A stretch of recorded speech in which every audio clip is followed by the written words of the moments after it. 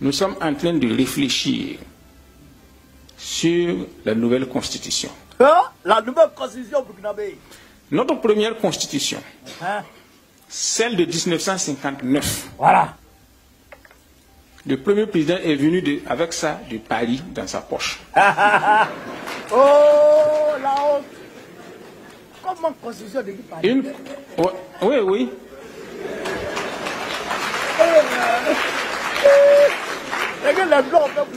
Une constitution rédigée par Michel Debré. Michel Debré.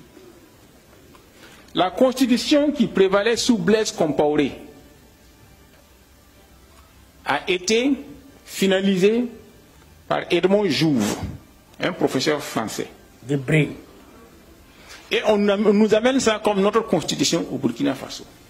Comment voulez-vous que ça marche?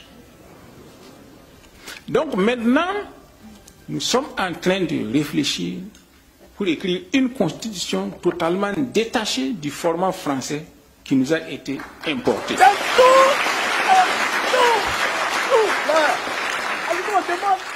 Nous allons lancer de grands débats. Demander au peuple à la base, comment voulez-vous être gouverné? Voulez-vous un roi? Un président? Une présidence tournante? Que voulez-vous? Ce sera au peuple de nous dire comment ils veulent être gouvernés. C'est ça. C'est le peuple seul qui est souverain. Mais nous ne voulons plus calquer les constitutions françaises qui sont presque les mêmes dans l'Afrique francophone. C'est ça qui est la vérité. Comme j'ai eu à le dire, Non, la démocratie est née à Athènes, en Grèce. Ah ouais, ça c'est clair. Et chaque pays occidental actuel a pris exemple sur ça pour l'adapter à son contexte. Ça c'est une réalité. Pourquoi ils ne veulent pas que nous adaptions aussi la démocratie à notre contexte? Question. Où est l'interrogation? Si notre peuple dit nous voulons être gouvernés par un militaire, pourquoi nous allons le refuser? C'est la question. Est-ce que c'est la CEDEAO qui vient nous donner à manger? Non. Est-ce que c'est la CEDEAO qui paye nos militaires? Non. Et pourquoi elle doit avoir son œil sur la façon dont nous devons nous gouverner? Je ne comprends pas. On ne comprend pas. Comme j'ai eu à le dire, depuis 2012 que nous sommes confrontés au terrorisme, quelle a été la contribution de la CEDEAO dans chacun de nos pays? Zéro. Pourquoi elle veut maintenant venir nous dire comment nous devons nous comporter? C'est une question de simple logique.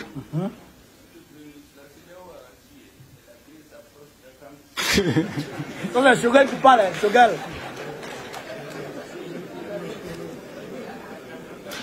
Donc, il ne faut plus qu'on se laisse divertir. Ne nous laissons plus divertir. C'est à nous de prendre notre destin en main. Et ce que dit la CEDEAO et ses maîtres ne nous concerne pas. Nous avons déjà, nous qui sommes ici, nous avons déjà fait une partie de notre parcours. Nous ne nous battons plus pour nous-mêmes. Nous nous battons pour la postérité. Ah ouais, c'est fort. Et comme j'ai rappelé ce matin, quand le général Tchiani est venu au pouvoir, nous ne le connaissions pas. Donc on ne savait pas vers où il devait aller, où il pouvait aller. Mais il a dit une chose qui m'a marqué. Je ne peux pas répéter mot à mot. Il a dit, moi je suis déjà assez âgé. Ma vie ne m'intéresse plus. Je me bats maintenant. C'est fort. Je me bats maintenant pour mon pays. Ça, je me suis dit, voilà un homme. Ce que je voudrais vous dire, ne perdons pas de vue quelque chose. J'ai eu à dire que il y a la main de Dieu dans ce qui se passe. C'est pour vous rappeler que tôt ou tard, nous allons repartir vers Dieu. Chacun de nous va mourir. Faisons en sorte que quand nous allons mourir, nous ayons la fierté et le regard ferme devant notre Créateur. Que nous ayons la conscience d'avoir mené une vie utile. À quoi ça sert à un chef d'État d'accumuler des milliards? Nous en avons vu ici, les Mobutu, etc. Où c'est parti? Mieux vaut laisser un idéal, une spiritualité, un sens de vie à la postérité.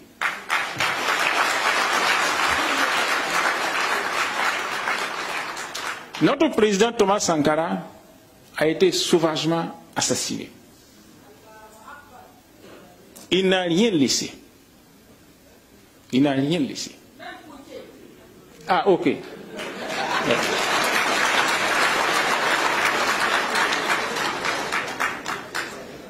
Mais aujourd'hui, son nom traverse toute la planète. C'est ça qui est la vérité. Ça doit être un idéal pour nous. Et donc, si nous avons cet idéal-là, je suis sûr que nous pouvons aller très loin. Maintenant, ce que je vais vous demander, et que je ne cesse de demander, l'une des raisons pour lesquelles les précédentes fédérations ont aussi échoué, ce sont les égoïsmes nationaux. Mettons un terme à ces égoïsmes-là. Ça ne nous mène nulle part.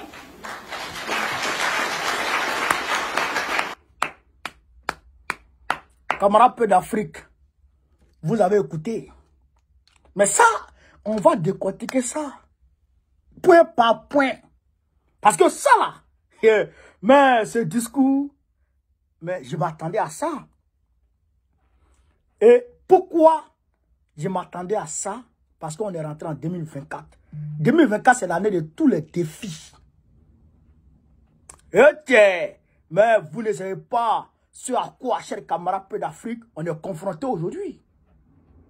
Yorob Man, celui qui pense que Yorob gagne, mais il a menti. Yorob Man. C'est-à-dire qu'il a parlé de la CEDEAO et ses maîtres. Et il a fini par la fédération. Comment les fédérations ont échoué? C'est à cause des égoïsmes de certains États. Tout le monde veut être le président, le premier président. Il a dit, je vous ai dit que les trois sont allés se voir là, les trois ministres là, les trois premiers sont allés se voir là. C'est pour gérer, c'est pour écrire une nouvelle constitution. Vous allez voir, une nouvelle constitution au niveau du Mali. Bon, le Mali, ça va, mais je pense qu'ils vont reprendre. Ils vont reprendre en fonction d'une constitution commune de l'AES, ou bien s'ils vont commencer, ils vont faire d'abord, s'ils vont faire une charte seulement, ou bien s'ils vont faire une constitution proprement dite. Ils sont en train de parler de ça. Mais je sais que le fait de dire que nous allons demander au peuple à la base, comment vous voulez être gouverné, cela veut dire qu'il y aura un référendum qui sera soumis au peuple. Et ce référendum-là fera appel normalement à une constitution commune pour tous les trois pays. Ça fait dire la fédération, l'État fédéral. Vous comprenez? Maintenant, cet État fédéral-là, est-ce que ça sera une, comment dirais-je, une présidence tournante, ou bien ça sera une présidence électoraliste, ou bien ça sera comment? Vous comprenez? Donc, cela sera soumis au peuple. Est-ce que ça sera comme les États-Unis? Parce que vous voyez les États-Unis comme ça là. Les États-Unis ont commencé avec 13 États. Aujourd'hui, ils sont 54 ou 53 là. 51, de 51 à 54 États. Ils ont commencé avec 13 États. Vous avez compris? Mais quand ils ont commencé là, ils ont commencé par élection de tous les États pour élire un président. Ouais. Voilà, ce n'est pas, là-bas, ce n'est pas une présidence tournante. Donc, ils veulent travailler à ça.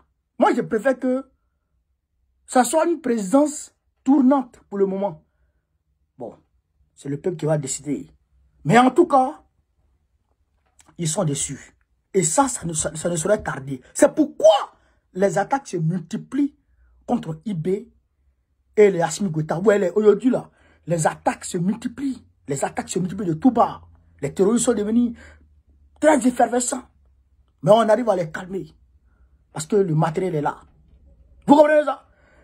Il a parlé de la CEDEAO. Ce n'est pas la CEDEAO qui donne à manger au Burkina Faso. Ce n'est pas la CEDEAO qui paye les militaires. Ce n'est pas la CEDEAO qui... La CEDEAO était où? Quand ça se fait sur les pays. La CEDEAO se pavanait. Maintenant, il dit ça. Maintenant, en 2024, parce que la CEDEAO les attend sur un point. L'accord qui a été signé avec la CEDEAO à Accra avec le Mali et le Burkina Faso.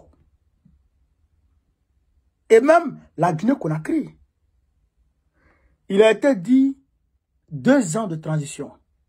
Le Mali, ça a commencé mars 2021, mars 2022, pardon, mars 2022 autant pour moi, mars 2022, mars 2023, mars 2024, normalement la transition doit prendre fin. Si je ne m'abuse. Non, c'était mars 2021. Autant pour moi, c'était mars 2021. Je pense bien. C'était mars 2021 qu'ils ont trouvé le consensus. Ouais, Accra. Ouais. Après, Ambalo a pris en 2022. Après, Tinubu a pris en 2023 là. Ouais, c'était mars 2021. Donc, aujourd'hui, on est en 2022, 2023, 2024. La transition devait prendre fin février 2023. Février 2024, la transition malienne devait prendre fin février 2024. Selon les accords de la CEDEAO. Écoutez très bien. Et le Burkina Faso ne devrait pas durer, devrait prendre fin aussi dans ce mois, dans cette année 2024. Selon ce qui a été signé avec la CEDEAO. Mais après, quand ça tardait, Assimi Goïta a modifié la charte de la transition, lui permettant, avec à la clé un référendum et une nouvelle constitution qui va permettre à Assimi Goïta, s'il le veut, d'être candidat. Mais il devrait démissionner 4 à 6 mois avant la tenue des élections. Vous comprenez ça? Donc, la CEDEAO n'est pas d'accord avec cette nouvelle charte.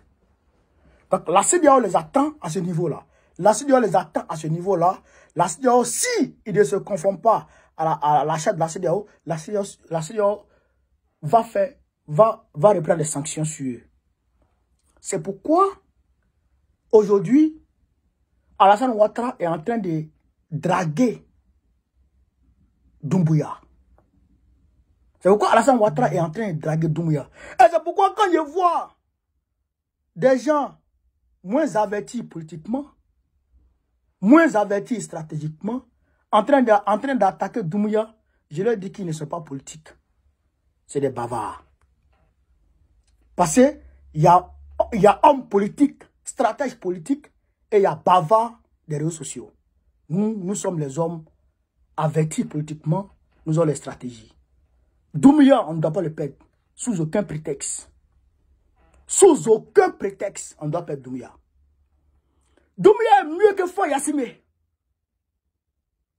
Mais on ne doit pas perdre aussi Faure Yassimé. On doit consolider nos relations avec Faure Yassimé. 2024, là, vous ne savez pas. Vous ne savez pas. Là, le Burkina Faso va faire une nouvelle constitution. Ça, c'est sûr.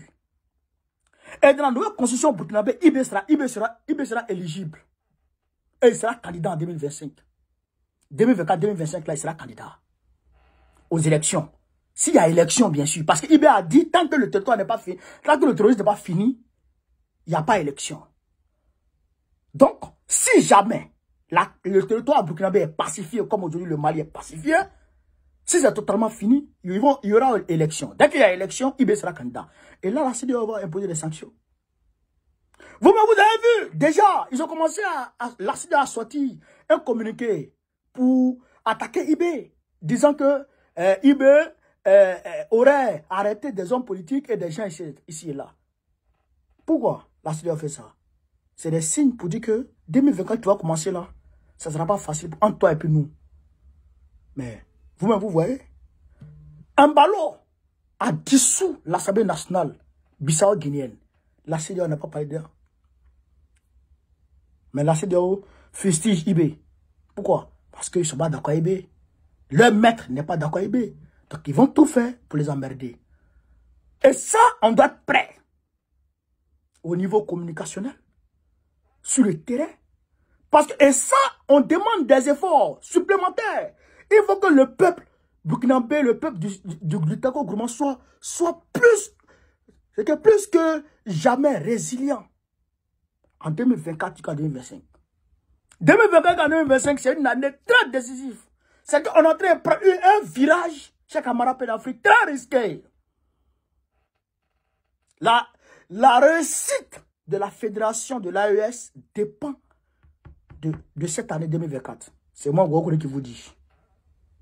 Donc nous devons être, c'est-à-dire que, au taquet. Vous comprenez ça? Vous comprenez ça? Donc ça là, ce discours-là, du Premier ministre là, c'est une réponse aux tractations officieuses.